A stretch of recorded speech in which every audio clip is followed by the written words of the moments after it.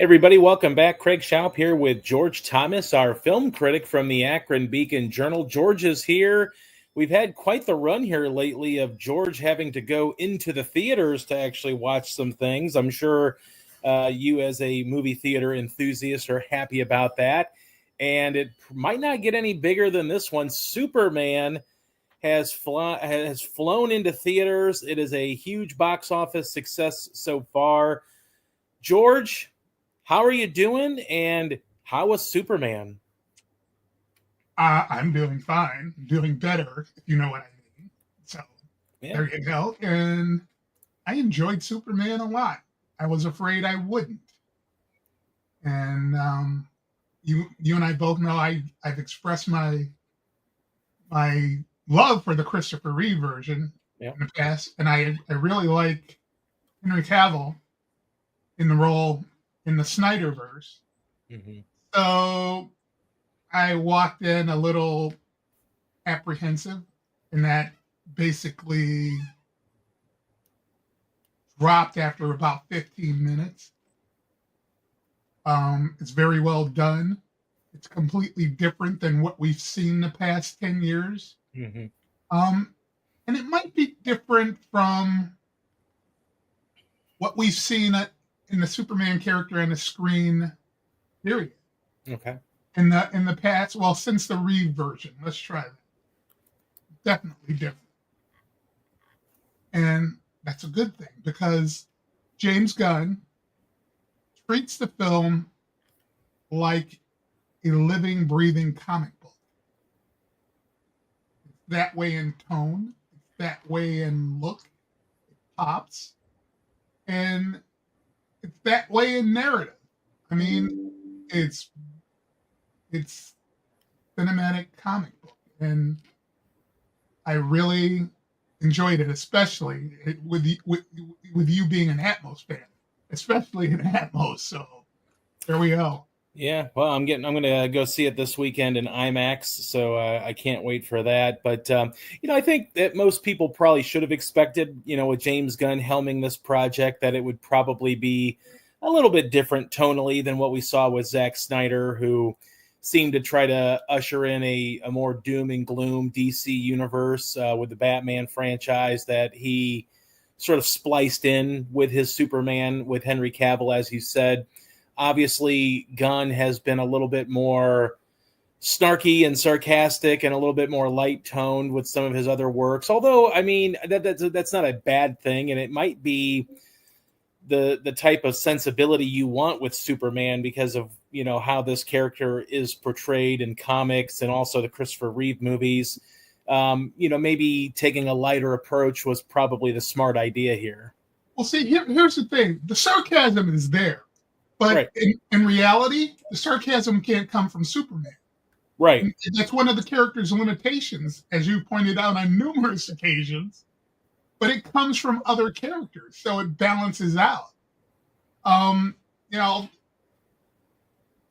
Superman is supposed to be optimistic for true believers in a character. That's why I like the Henry Cavill version.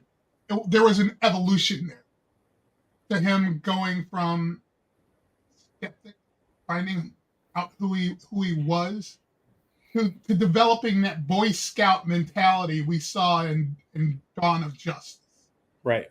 Well, where Gunn just hops right into it. This Superman has been around for a while. He's beloved, and that's that. And along the way, he takes us on this journey where he makes sly comments about present day society, Mm-hmm. from the superficial nature of social media, for instance, um, to partisanship, to the fact that and we're going to have to get political here because of Right. the backlash. I mean, people have always been, I don't want to say ignorant, but they seem to be oblivious to the fact that Superman is two things. The mythology is two things in my mind. One is, yes, it's an immigrant story, first and foremost. Yeah. A close second, it developed into another portrayal of the Christ mythology. You know, you know what Right. I mean? Yeah. He Superman is a Christ-like figure, metaphorically speaking. Right. And people have simply ignored that thing. And with respect to the former, if you haven't seen the immigrant story and all of this and in the character, and after, let's see, more than 80 years, you haven't been paying attention. Right. And a lot of people apparently haven't been paying attention.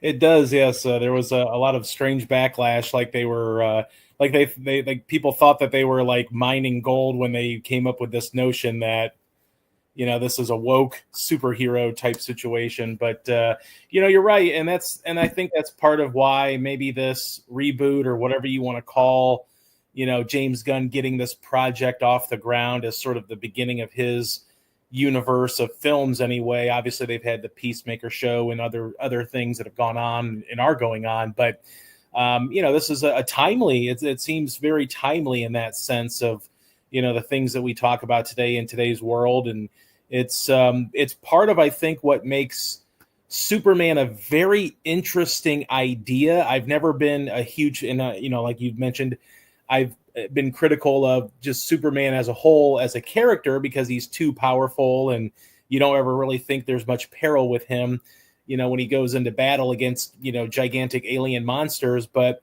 at the core of it, though, has always been, like you said, this very interesting mythology of the character is an immigrant. He's crash lands on Earth. He is taken in small town Kansas and raised as one of us. And, he just happens to wield this unbelievable power. And, I think that the intrigue about this superhero is, unlike every other superhero out there, more or less, Superman is Superman. He is the comic book hero. He is who he is. He is not the alter ego of anything. Clark Kent is his alter ego. So Clark Kent is sort of what you would normally see, like Peter Parker happens to be Spider-Man or Bruce Wayne is Batman, so on and so forth. So this is sort of done in reverse here with Superman, which is kind of also an interesting setup as well, that, obviously it's not new. It's been going on for 80 years now in the mythology, but I think it just, there's greatness in this character, and it may be in this movie, and I know you enjoyed it. I'm very much interested in movies, a Superman movie that maybe thinks of the Clark Kent character a little bit more than the Superman character, but then you don't want to be in a situation where you're going to have a Superman movie with no Superman or very little Superman. So, because I know that was one of the, very few criticisms people had about the Christopher Nolan Batman franchise, as it was less on Batman, especially maybe in The Dark Knight, versus Bruce Wayne. But again, I think there was a balance struck there, and I think that you can always find a balance here with Clark Kent and Superman. He can be Superman when need be, and then he can be Clark Kent sort of the rest of the time, kind of, telling a little bit more of an interesting story that way. Well, I would argue that the Bale Bruce Wayne stuff was some of the strongest stuff in Nolan. It was, yeah. I mean, Christian Bale was a terrific Bruce Wayne. So, and you know what? In Superman, I think when people make that criticism, they were looking for that romance between Clark and Lois. That's what they were looking for. And yeah. I stumbled upon the Christopher Reeve film the other day, just scanning through television channels, right? Yeah. And it happened upon my favorite scene. And that scene was Lois getting to interview Superman for the first time, and him taking her on that wonderful romantic flight with John Williams. They eventually named the song "Can You Read My Mind." that piece of music. That's my absolute favorite scene in that movie. Yeah. It's so romantic, and it's wonderfully done, and just positively beautiful.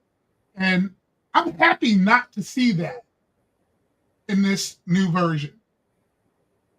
Lois and Clark, it's established they're involved, but it's a relationship at the crossroads, which makes it more interesting to me. Yeah. Because she's still trying to deal with this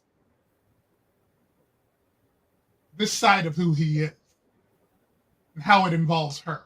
Right. And that makes it interesting to me. Because it's not a path that we've seen before. Even in Snyder's Superman, Lois was all into it. And this Lois, played by Rachel Brosnahan, has her doubts, and it seems to me more grounded, more realistic. And to be honest, it's refreshing. Yeah.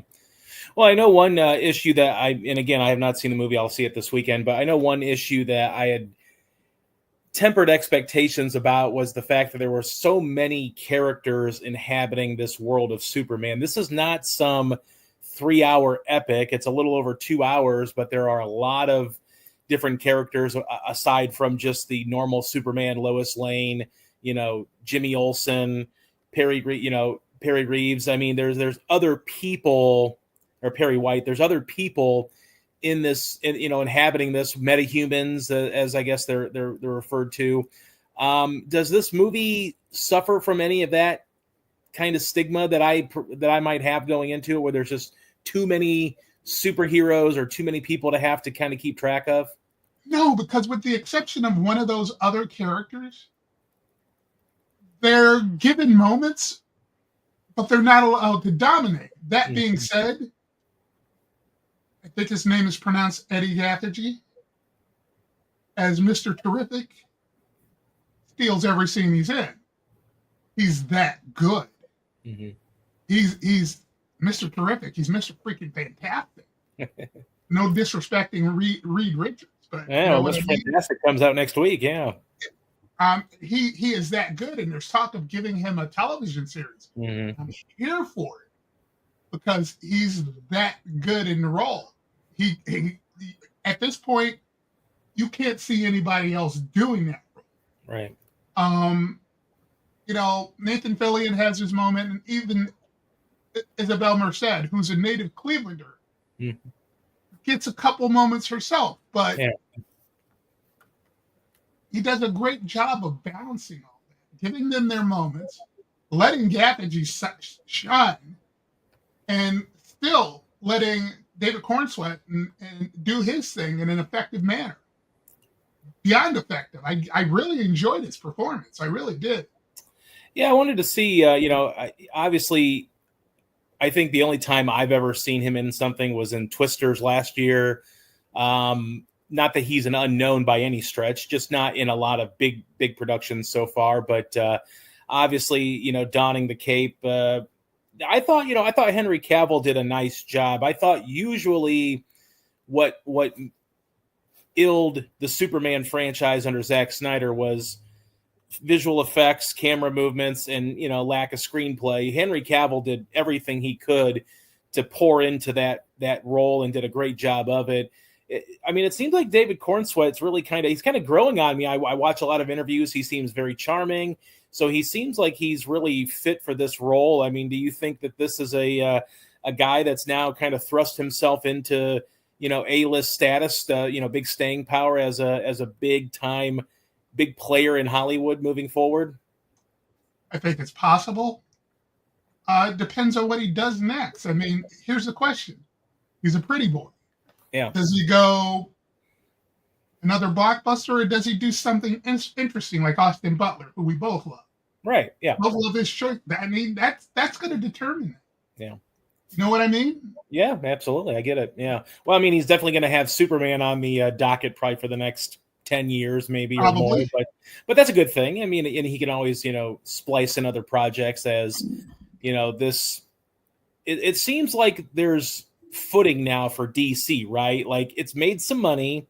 It's still early in the process, so it still has a little ways to go to see what the box office truly looks like. I think week 2 is always a big key for me when I look at big blockbusters. Will they have staying power? Are they a 1 week wonder? Obviously Superman has continued to make money, good money on the daily so far, but it's going to have some competition in a couple of weeks with Fantastic Four. It's probably going to win the box office again this weekend. But does it seem like DC has found its footing in terms of being able to fan out from here and really proceed with other projects? If it were Superman alone, I would say wait and see. But what a lot of people don't understand is Gunn's universe started with a HBO Max now streaming series called Creature Commandos. Mm-hmm. It happens in the DC universe, and it tells me he's gonna try to do interesting things. That animated series was well received, well done, and very R-rated. Now he stated that everything's going to be tonally different, so it's quite possible we could see. And plus, Peacemaker is set in this universe too, right? And that's going to hit HBO Max next month. Right. Matter of fact, I just requested review access. Yeah. But he says he's going to do things tonally different, so possible we see an R-rated DC Universe film. Yeah. Which is something the Snyderverse was either unable to convince him to do or just decided not to do. So, but given Creature Commandos, and I would say dependent upon what we see in Peacemaker, and we're going to see cameos apparently from Nathan Fillion and Isabel Merced. I don't know about Eddie Gathegi, but they're supposed to show up at some point. Do you like that idea? I have optimism for the future.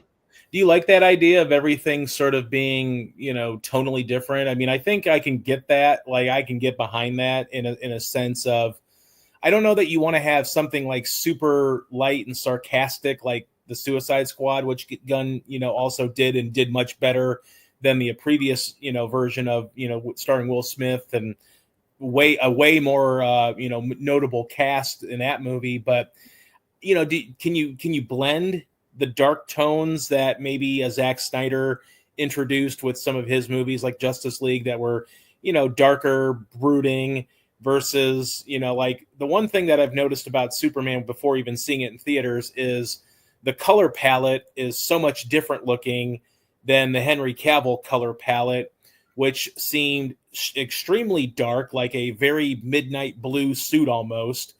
And also, sort of these like really dark and brooding and like these gray tones for settings and things like that, whereas Superman feels a little bit more colorful, vibrant. Do you think that you can get a good blend of tones like that, or would it be better to have, well, you're going to have Superman as the wholesome character, you're going to have this person as the snarky person, you're going to have this person as the person that just doesn't care, whatever it may be, and have a team up like that eventually? I suspect it's going to depend on who the villain is and what the stakes are. Anyone who hasn't seen it and is planning to see it, do you mind if I give you a spoiler? Sure. Okay. In the closing scene, Supergirl shows up. Right. Supergirl is obviously wasted. Okay. Which is surprising. Which tells me that movie is going to be very vastly different because Superman says point blank, yeah, she likes to go off world to a red planet just so she can catch a buzz. Yeah. And that tells me what to look for in that film. Yeah. So I don't know who's directing that. I think it's Craig Gillespie. Okay. Who did I, Tonya, Cruella. Well, Cruella is very...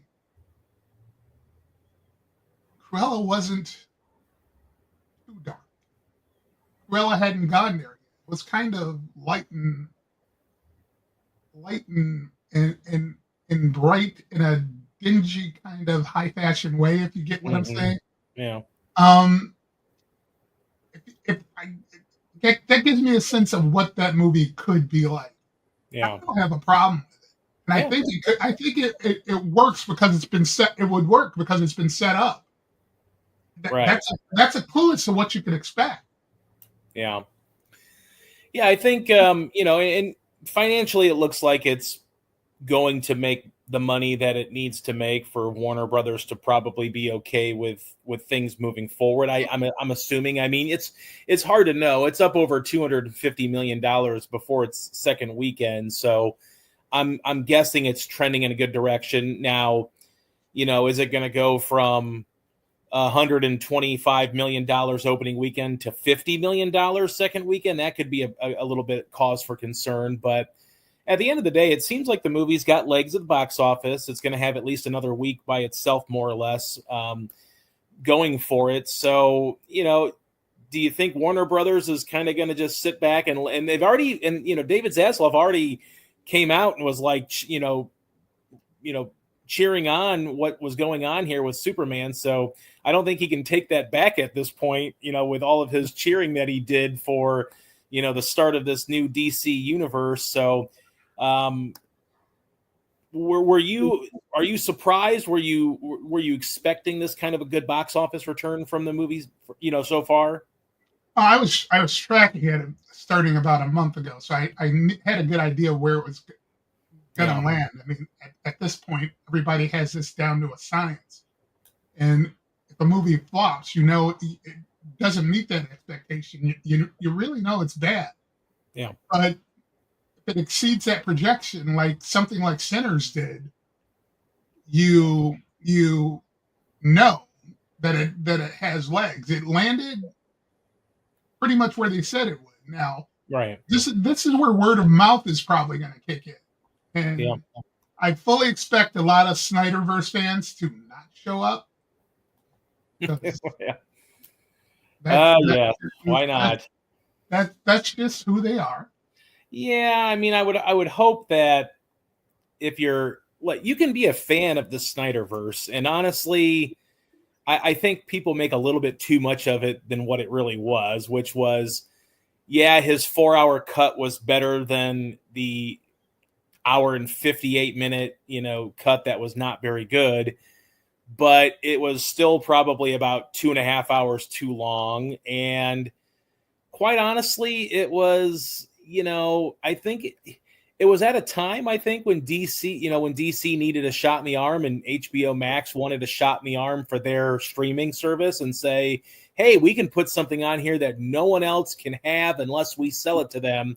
So let's go ahead and do it. Let's give him a little bit more money and he can go shoot some black and white scenes and, try to be the auteur that he wants to be. And we'll release it and we'll give it a 4-hour cut. We don't care. It's just going to be content for people to slurp up on HBO Max. And they did. But at this point, isn't it time, we've seen like release the Goyer cut for, it's time for people to move on. It's time to move on. It's time to say, if you're really like a DC fan, then be a DC fan and support DC, because, I said this before, DC probably has the best roster of superheroes as far as notoriety goes. So just let them kind of do their thing. If you don't like James Gunn, then so be it. I can't imagine anybody at Marvel is saying, oh, I just love the way the Russo brothers have directed, the Avengers movies that they've directed. Like, you're going to have critics on all sides of the aisle. So just move on. If you're not going to go watch it because it's not being directed by Snyder, then just get a life and probably figure something else out, because it's just not it. There's no reason to boycott a movie like this for those reasons when we're years removed from that, whole release the Snyder cut. Yeah, I mean, that was what, pandemic? That was pandemic era. That was pandemic, yeah. So we're talking 5 years now. Yeah. It's time. It is time. But well, I know that you gave the movie an A- in your review. So 3 A- this year. Ooh. Yeah. Well, you've got quite the roster of movies already. We'll have a good end of the year, hopefully, to talk about as well. There's still some big hitters coming up here even in the summertime. So I can't wait to see how the rest of the year unfolds. But I know that, for some people maybe looking for something to stream at home. I know Star Trek Strange New World has a third season out. So talk a little bit about that. Third season. I've seen 5 episodes, Okay. courtesy of Paramount Plus. And my review posted. I actually wrote 2 reviews. They did something funky. You could post a non-episodic review on June 14th. I did one of those, and then I updated the review with what I posted this morning. They're trying to walk a fine line at Paramount with Star Trek. They recognize that there's an audience out there for action adventure. And they know that criticism of Star Trek in recent years has been the fact that it's deviated from the norm of what Star Trek is supposed to be, that optimism, that asking those ethical questions, allowing characters to drive the narrative. And they're walking that fine line, and we get 2 episodes that just shows to start the season how fine that line is. And Hegemony, which basically wraps up a Gorn war story from, it's been 2 years since there's been a new episode, a cliffhanger from 2 years ago. It's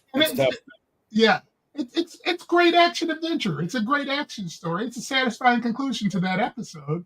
But then it kicks into an episode called Wedding Bliss, second episode of the season. And it reminds me of why I started watching Star Trek, because, the characters are interesting. And in this case, one thing I really love about Star Trek Strange New Worlds is they take and treat Spock, the character of Spock, like he's this blank canvas. With respect to his backstory. We all know how he's going to end up, right? Yeah. But those early years were never really dealt with in any meaningful way. I mean, I go back to one of the first episodes of the original series. Spock is supposed to be this character with no emotions, but in one of those first episodes, he's shown smiling about a musical flower, which is, contradictions happen in the early years of television series, but still, that's something they've been able to work on because they can point to that and say, hey, he smiled in this episode. Yeah. You know what I mean? Right. And they're taking that and they're running with it. And we're given a Spock-centric episode that basically allows to show the character's evolution through emotion. And it's an enjoyable second episode. Those 5 episodes I've seen don't waste any characters. That's the best way to put it. I think there is plenty to look forward to this season. All of the characters are given substantial opportunity to shine. And I'm loving it so far. We'll see what happens with the second half of the 10-episode season. One of the things I've always thought, I'm not a Trekkie by any means. I've always felt like there's probably too much for the casual fan for Star Trek, which sometimes can be a good thing. Sometimes it can be a bad thing that you have so much going on that, you can have various shows or movies that you can watch from decades ago. I always feel like from the casual fan perspective that maybe they just don't get into it because there's so much of it. There's so many different, avenues to attack it. Like, how do you get started? What should you start with? And obviously I think the biggest issue they've had lately, especially in the movie, from the movie perspective, has been sort of a lack of continuity in terms of churning out movies. Obviously, even though I didn't really love the J.J. Abrams reboot, I did think it looked gorgeous. They're always beautiful, well shot, well crafted, great art direction. But then, you have 4 years in between the first and the second, Star Trek, and then Star Trek Into Darkness. And then you have another 3 years after that for, Star Trek Beyond. And then it stops because maybe maybe Beyond didn't make enough money for their liking at Paramount or whatever it may be. Then you start branching off and obviously getting a lot of the TV shows and the animated series and things like that. And maybe that's where they think the money is, because maybe they can, spend a little bit less on production and get a little bit more bang for their buck on it. I don't know. But do you feel like Star Trek needs to kind of get a focus like we talked a little bit about with Marvel and DC, Star Wars, where you have a central person kind of mapping out a plan for theatrical? Yes, but I don't. The difference between a Star Trek and DC and Marvel lies in the international audience. For as popular as that original series was overseas, that really hasn't translated for other properties in the series or the films. Mm-hmm. Even with the films with the original cast didn't have big international box office. Yeah. So they have to learn to crack that market. And I think if that happens, you see more films, and obviously the right person is needed. But I think it has a lot to do more with the inability to crack the international market than anything else. Why do you think that is? I mean, obviously, I know Marvel and DC sort of have built-in audiences, but Star Wars has never struggled internationally. And we're talking about space. I mean, is it just accessibility to you would think that they'd have the accessibility to the early Star Trek stuff or just anything in that franchise? Well, they have access. And I don't get it, because that first cast by the standards of the time was revolutionary. Right. Black woman on the bridge, Mm-hmm. given command of the ship in the 60s, a Russian on the bridge during the Cold War, Yeah. an Asian on the bridge, and they were treated as part of this vast, well, the cast wasn't vast, but this big essential cast. So, I don't get it. And that original series should have provided a built-in audience, given that it was aired in over 70 countries. Yeah.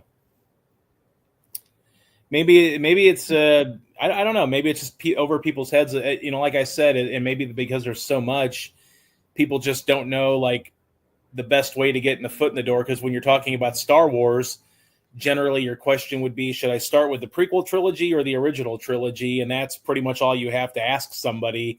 You don't really have to say like, well, do I need to start with Andor? Do I need to start with this? Do I need to start with that? And I think maybe people just kind of get overwhelmed or something and not knowing like, well, I'm watching this Star Wars entity, or Star Trek entity, but then I go to the next one and then it doesn't have any of the same characters in it, or it's got a new generation of characters or whatever. And that's maybe where people just don't quite understand it, I guess. I don't know. It's hard to see why there's a disconnect. You know what I always tell people when I get that question? You start with where it started. It's simple. I mean, it's Star Trek, the original series, holds up in a lot of areas. It's never going to hold up with respect to special effects. Mm-hmm. And I'll be honest with you, as great as the first 2 seasons can be, the last season was in some respects. And that's coming from somebody who owns multiple versions of the original series on disc. Yeah. I own them all with the exception of the new series. I own the original series, Star Trek, The Next Generation, Deep Space Nine, and Voyager on DVD. And the original series I own on Blu-ray. So. Well, there's probably a little bit of a void right now, I would guess, with Paramount not having, guaranteed Mission Impossible movies, coming down the pike. So maybe revamping Star Trek here moving forward could help out and give them an opportunity to kind of reboot a franchise that could be a potential moneymaker for them. Like I said, I mean, I one of the things I really did like, the casting of the J.J. Abrams Star Trek movies, very, very spot on. I really thought the casting was great. Chris Pine was fantastic. It, like I said, from a visual perspective, it was gorgeous to look at. Maybe a few extra lens flares for my liking, but that's J.J. Abrams for you. But I think the story I didn't get the story because I wasn't really a big Star Trek fan. So when Spock's talking to his older self, and it's just a lot of mismashing of things that for the casual viewer, it probably goes over your head. But for people like you that are fans of the series and have dedicated, watching the various different parts of the series and the franchise, it probably was a cheerful moment in the theater. But for me, it was just kind of like, I don't know what's going on all the time, even though it looks gorgeous. First, let's get back to your casting. How does that happen where J.J. Abrams can score lightning in a bottle with that cast? That cast was perfect. Yeah. As for what you just said, that first movie, I absolutely love it. But yeah, it's very meta. It's very, very insidery. You really needed to have some cursory knowledge of the Star Trek universe going into it and what that all meant. So yeah, I get what you're saying. Yeah. Okay.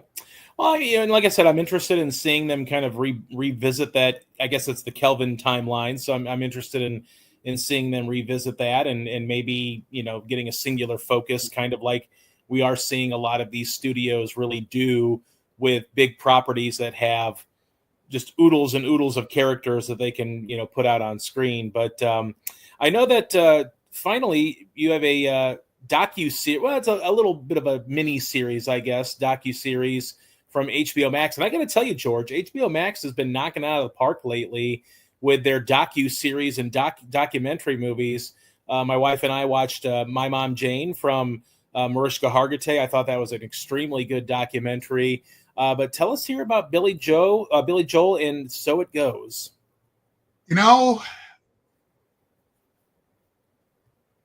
There are artists who do and do not deserve documentaries. I can think of very few artists who deserve two-part documentaries that run for a total of 5 hours. Mm-hmm.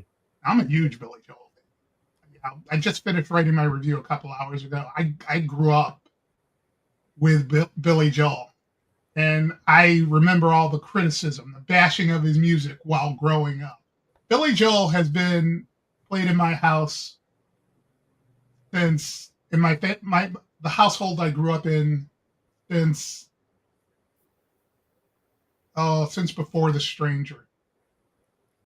And like I said, I grew up with him. He deserves a 5-hour documentary, and there's not a wasted moment. It's insightful. It's at times raw. He opens up.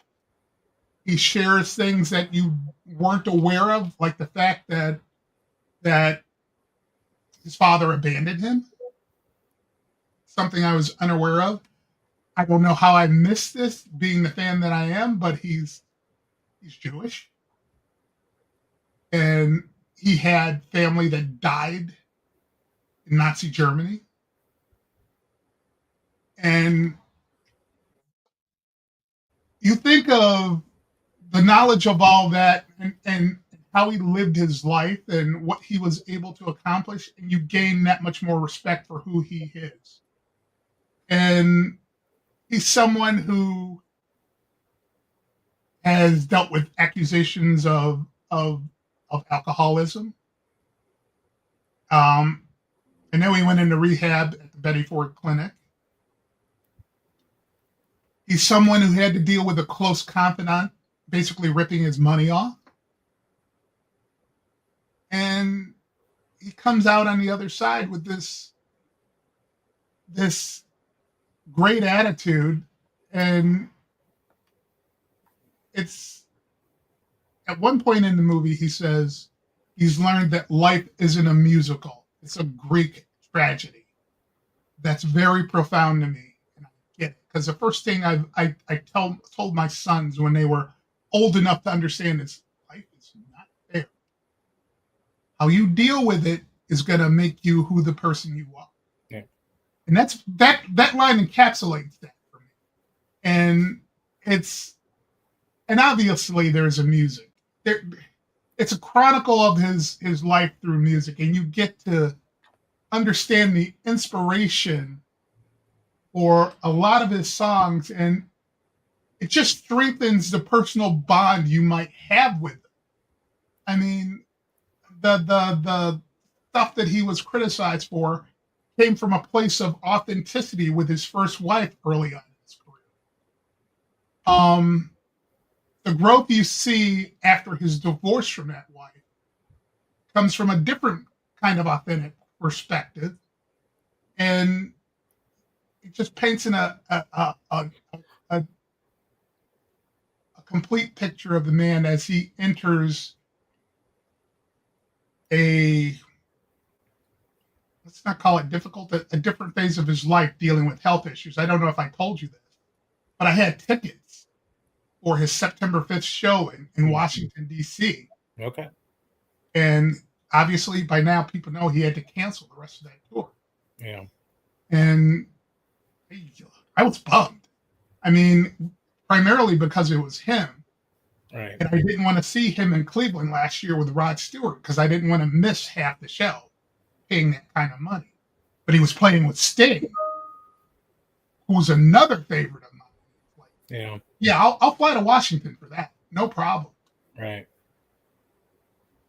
So yeah, if you have HBO Max, you'll want to check this one out. Okay. Well, and I know that obviously everybody can read your weekly streaming column at thebeaconjournal.com. This week, lots of stuff coming back. We also have some new things. I know you wrote a little bit about Ballard. Foundation is back. And then also, unfortunately, Dexter Resurrection, and then unfortunately some cancellations. Talk about what maybe appears in the streaming column this week. Duster is gone. Did you watch any? I have not. I know that's a J.J. Abrams property. I'm going to. It's definitely on my to watch list, though. Even though it's canceled, watch it. It's just there are a lot of these series that try to set a tone. Duster pulled it off, and then it's like obviously it's set in the 70s, but it's got the 70s drive-in vibe to it. It's just wonderful to watch. Great performances. And something to say too. And I'm disappointed that it's gone. I really am. And it seems all too often now that you get the sort of the joys and excitement of some of these streaming shows, and then Netflix or whoever comes in and puts the squash on it very quickly, just in time for everybody to kind of fall in love with it too. And I think that seems to be, I guess, par for the course for streamers. They don't usually let shows hang around too long. And unfortunately, in these cases, like Duster, it's one season and it's gone. But, there's always a lot of other stuff. I know Foundation was one of your shows that you enjoyed on Apple TV Plus. I know it's definitely on my to watch list on there. This is season 3, right? Is this worthy of a watch for people? Foundation will always be worthy of a watch. Now, that being said, I'm still in the middle of the second season because of everything else I do. Mm-hmm. The thing is, I could see how people would get lost or lose interest, I should say, because it's dense. I mean, it's a show based on an Isaac Asimov novel, one of the greatest science fiction writers of all time. And there was nothing uncomplicated about his literature. Him and Ray Bradbury's are the greats of science fiction literature in the 20th century. And if you don't have the patience for it, you're not going to enjoy it. I've always been a sci-fi fan. I will be back in the Foundation this summer. And it's definitely worth a watch because it's so damned intriguing and so well done. Well, I know the Emmy nominations came out this week as well. I know you wrote a story about Copley native Carrie Coon being I did not. nominated. No, not No, me. no, not you. I'm sorry, not you. The Beacon Journal did though. Yeah, we had one. We all look. We're the home of Carrie Coon. I mean, You are, yeah. Copley yeah, native, Mount Union grad. Copley native. Copley is a suburb of Akron. Yeah, that's like the I'm Paul Costumer won an Academy Award for yeah. Tazewell. Paul Tazewell. He's from Akron. He's one of ours, and we're always going to be on those too. But absolutely, White Lotus cleaned up the studio. Yeah, the most. What was it? It tied Ted Lasso, or one more than Ted Lasso. Scored more nominations. I knew you would be happy with that. I am, but I also, I think one of the issues I have with the Emmys is there's so many different categories where, like Severance has like 27 Emmy nominations. There are so many moving parts to the Emmys that it's hard to kind of like focus on things because there's so many different things. There's different episodes that are nominated. Directors can be nominated for a certain episode or 2 episodes or whatever it may be. And I do like and appreciate that they've kind of gotten with the times and saying we probably should have more than 5 nominees in most categories, because the way the world is now, there's so many shows out there. There's so many great shows out there that I think it begs for you to have 7 up to 10 nominees in some situations. I think could warrant. And it's good to see that, the Emmy Awards allow for that because there's so many different options. But I'm very happy that the studio did well, and I don't know if it's going to win a lot of those awards, but I'm glad that of all people, Martin Scorsese gets his an Emmy nomination for a show that he was on there for like 10 minutes, but he was a great 10 minutes though. I mean, it was and Ron Howard too. And Ron Howard, yes, and Ron Howard was fantastic in the studio. He was so great. But yeah, I mean, I'm glad that the White Lotus did well, even though I don't know if season 3 was as good as the first couple of seasons in that show, but there were some great performances, including Carrie Coon, who, would be among my favorites to win in her category. But there's just a lot. I think it just shows you that there's a lot of great shows out there and a lot of opportunities for people to catch up on things. And, obviously, did anything stand out to you or, I was just going to ask you, what did you notice about the Emmy nominations? You want to know what I noticed? One network show with nominations, Abbott Elementary. I can't think of any others that received nominations. And I could be wrong, but I'm going off memory right now. And most of the nominations were for streaming television. I think that's kind of par for the course moving forward. I mean, I think television is being done in the streaming realm.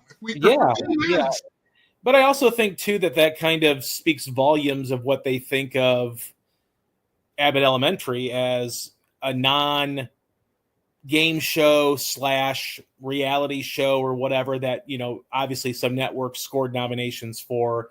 But, when you're talking about, whether it's single camera dramas or whatever it may be, you're not going to get a lot of, and I think it's just primarily because there's so much competition. And then like my wife and I right now are in the process of binge watching Law and Order SVU. We started. I know. Yes. Pray for us. I had to give that show up. It was just too raw for me at times. It is. And, but then I also think to myself too, that when you go from watching that to something like really grounded in realism, like Mayor from Easttown, even though I know that's a few years old now, it's hard to kind of like take it as seriously. Not that it's not serious and it's grounded in drama and realism, but at the time, people are pulling their punches, so to speak, in terms of language and just the veracity that it can come at you on a streamer versus a network show. And I think that that's not the fault of Law & Order SVU. They've had an incredible run and will continue having their incredible run. But I think that you're not going to see a lot of those. You know, it's not like Mariska Hargitay has gotten worse as an actor and she doesn't deserve to be nominated every year. But there's so many different shows out there now that even some of the shows that are streaming now or coming out on streamers are still getting lost in the shuffle compared to some of the all-time better shows that streamers just bring out every year. So it's going to be hard for a sitcom or a comedy to beat out something like Hacks or The Studio or a Ted Lasso or Severance when those shows are just more real life in the sense that this is how people talk, this is how people act, this is the words that they say, and sometimes the words they say are bad words. Whereas, bad words and politically incorrect. Right. And whereas Law & Order SVU has to really be tame in that sense. And for some people, that might not be a bad thing because there are some people that do not prefer to listen to bad language and nudity and things like that you might get on a streamer. But a lot of people, I think, that have gravitated towards streaming over the last several years have probably noticed, oh, there's a little bit different quality in this. Not necessarily the quality of camera work or anything like that, but just the restraints that you have to use in network television versus, what you can do in the studio versus The Neighborhood on CBS or something like that, or even Ghosts, which I enjoy Ghosts on CBS, but it's just a show that's not going to, elevate above some of those really adult-driven comedy shows that can really score big with audiences because it feels more realistic than the others. One thing I did like about the nominations, Dope Thief, Brian Tyree Henry getting a nomination. Well-deserved nomination. I don't know if you've watched that. I have not, but... You want to talk about realistic and raw? Yeah. There we go. Check that one out. Yeah. He is absolutely phenomenal. Yeah, there's definitely a lot to there's just so many different categories to keep track of, and there's so much good TV to watch that, we haven't even watched season 4 of Hacks yet, and that's one of my favorite shows running right now, and I just haven't gotten to it yet. But that just goes to show you that there's so many different options out there for people, and I guess there always will be because there's always going to be an appetite for new shows. And with all these shows getting canceled after one season, you're going to have to churn out new episodes and new TV programming all the time now. So it is what it is. But there was a lot to like with the Emmy nominations. And, I know I probably won't watch the ceremony just because I don't need to watch like a million categories being announced on a Sunday night. But, hopefully, like you said, I'm a fan of the studio and obviously the White Lotus as well. So glad to see those two shows getting some love, and just gives me a longer list of shows to watch that I need to catch up on that did get nominated. You a Slow Horses fan? I haven't gotten into it yet. Apple TV Plus is very strange for me. It's primarily been Ted Lasso in the studio, and that's been about it.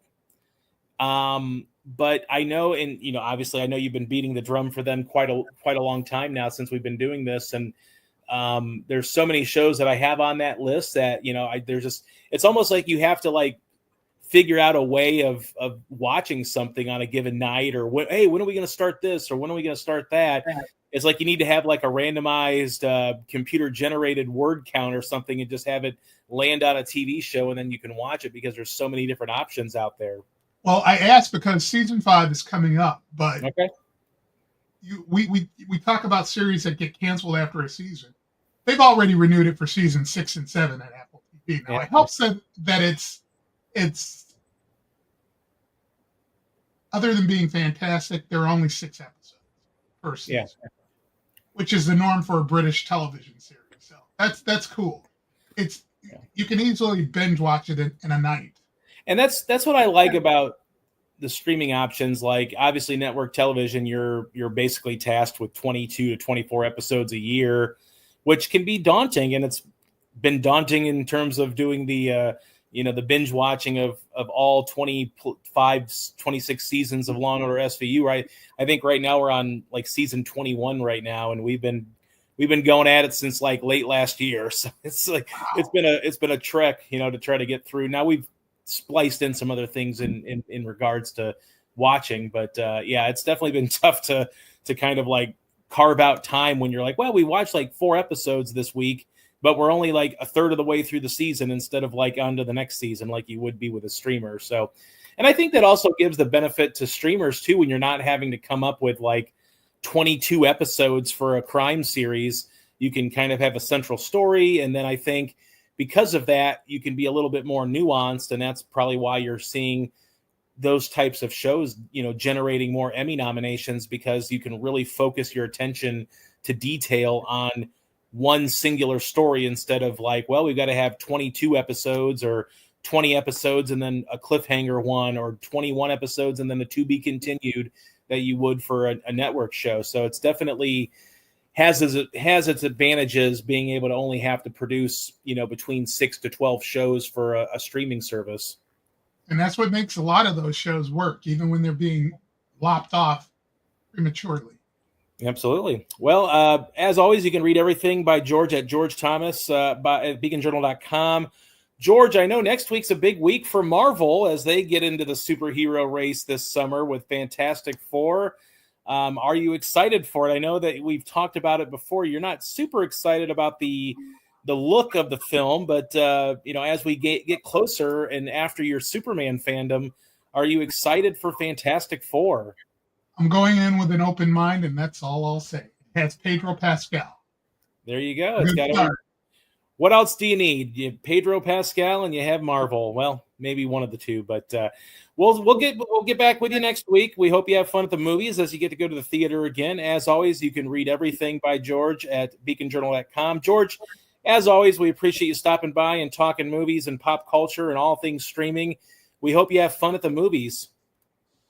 Take it easy.